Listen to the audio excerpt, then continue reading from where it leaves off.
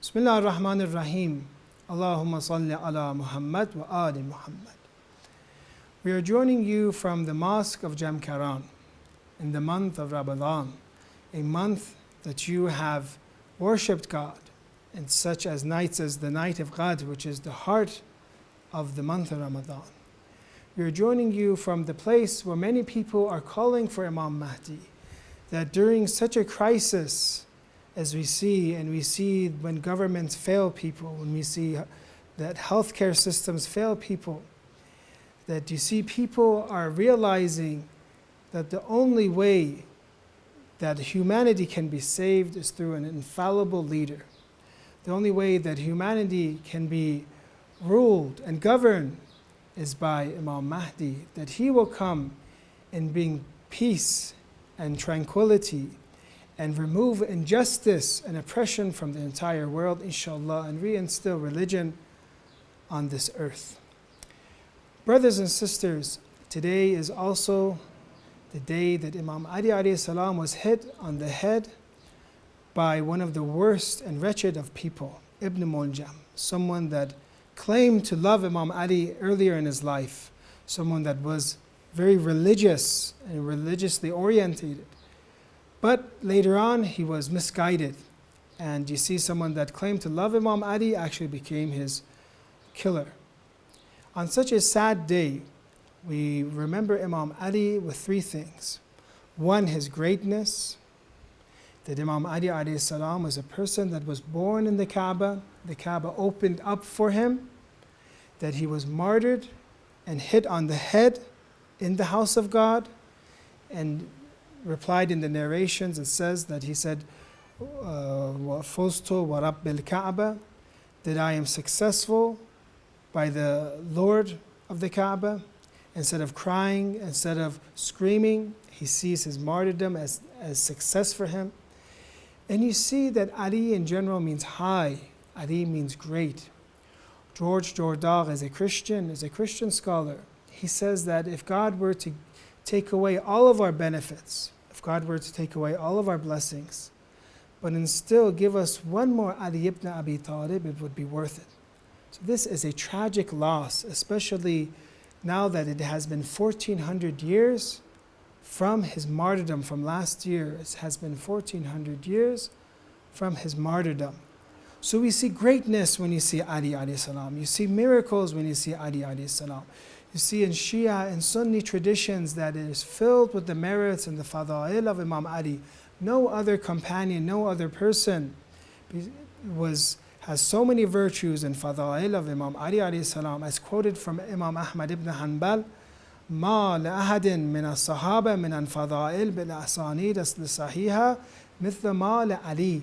You don't see any companions that this Imam of the Ahlul Sunnah mentions as many as Ali ibn Abi Talib. Or you see an ikhtisas of our scholars, وَمَا كَلَّمَ اللَّهُ مُوسَى تَكْلِيمًا إِلَّا بِوَلَايَةِ عَلِي.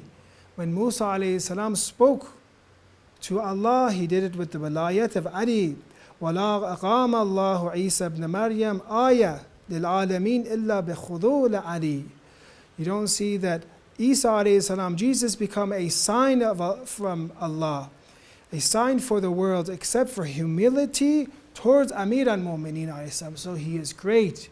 Someone that Isa alayhi salam is humble towards. Someone that Musa alayhi salam spoke to the Lord with his walayat, through his authority.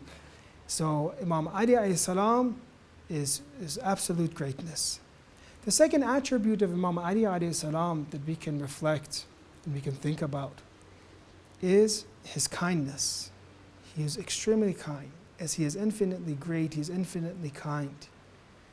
Which other person do we see when he is hit, he comes to his murderer, the person that hit him on the head, and says in this tradition from Bihar, Orfuq ya waladi ba'asirik. My son, be compassionate, be kind to your prisoner. Warhamhu wahsan ilay. Be merciful towards him, do good to him. Ashfiq alay. Have compassion towards him. Illa ala tara illa aynay. Don't you look at his eyes? Don't you look at his heart? His heart is trembling. Don't you see his eyes, how his eyes are? He felt sorry for the same person that had killed him. And when you look at other traditions, you see from Bihar that when he approaches Ibn Muljam, one of the first conversations he says, Ya hadha laqad ji'ta azima. O person, you have done something, a great crime. Wartakab amran aziman wa khatban jasiman. And you have done something great. Abi'sal imam kunta laka hatta jazaytani. Was I a bad imam for you that you have given this as my punishment? So Imam alayhi salam is asking Ibn Muljam, was I a bad imam for you? And how he had chosen, and I was, alam akun shafiqan alayk, wasn't I kind to you? And wasn't I kind towards Ibn Muljam? So he was an absolutely kind imam. And the third is how we think of his greatness, we think of his kindness, and we think of his oppression. That he is awwal madloom.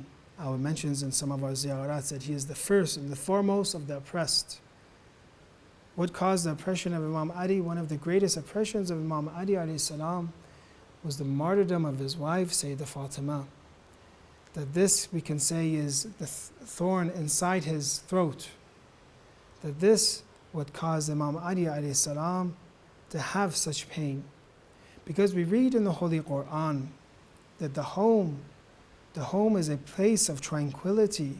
Wallah ja'ala lakum min buyutikum sakanan. Allah has given sakana, has given rest, tranquility for your homes. But look at the home of Amir al-Mu'mineen alayhi salam. His home was set on fire. And the night Allah in 1067, huwa alladhi ja'ala lakum al-layl lataskunu fihi. Allah has given you the night so that you may rest in the night. But they took away rest from Imam Ali, as narrated to us said, Amma huzni fasarmat, wa amma layali famusahad. As my grief, it has no bounds, and as my nights, they remain restless. So Imam Ali alayhi salam, his nights were restless. Imam Ali alayhi salam, when it came to getting tranquility from his wife, that whenever he would see his wife, he would become delighted, he would become very happy. But what have they done to Imam Ali alayhi salam that when he sees his wife now, he becomes more upset. He sees the tragic occurrences that has happened to her. So Imam Ali alayhi salam is the pinnacle of faith. He is the peak of faith. Is the direction that we need to take for us to live an Islamic lifestyle. When we look at Imam Ali by his greatness, his azamat, when we see Imam Ali as his compassion, when we see Imam Ali and we look at his being awwal madhloom and oppressed, we see that he is a role model that when we want to follow him, we will become great, inshallah. When we want to follow him, we will become kind. We will become kind to the orphans, to those that are oppressed. So when we want to align our lives with the life of Ali ibn Abi Talib alayhi salam, he is the pinnacle, he is the peak that we want to go towards.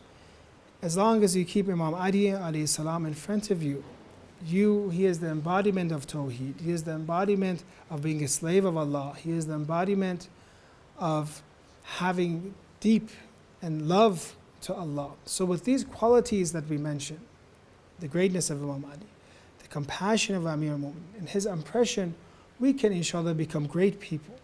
We can inshallah become compassionate people. And we can inshallah, when God tests us with trials and tribulations, be strong like Amir al-Mu'minin alayhi salam, inshallah. Ya Allah, I ask you for this holy time period to bring back our infallible leader, Imam Mahdi Ajjallahu Ta'ala Faraja, to make us of his great companions, inshallah. Please recite salawat.